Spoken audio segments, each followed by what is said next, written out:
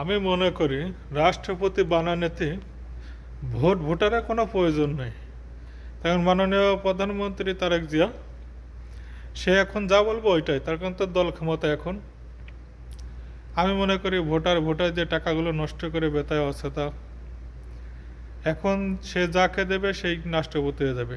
রাষ্ট্রপতি খালাস, তাদের দলের মধ্যে যে কোনো একটা ব্যক্তি দিয়ে দিল, যোগ্য প্রার্থী দিয়ে দিল। এই ভোটারি করে টাকা পয়সা নষ্ট করে অযথায় কোনো লাভ নেই।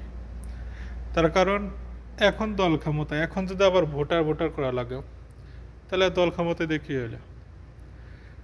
মাননীয় প্রধানমন্ত্রী যা বলবো ওইটাই হবে, এটাই দলের মেনে নিতে হবে এবং বিরোধী দলের সবারই মেনে নিতে হবে।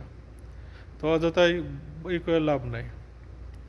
আমার আইডিয়া অনুযায়ী রাষ্ট্রপতি প্রধানমন্ত্রী যাকে দেবে তাকেই হবে, সেটা মন্ত্রী, তার কথা কেন অমান্য করা হবে?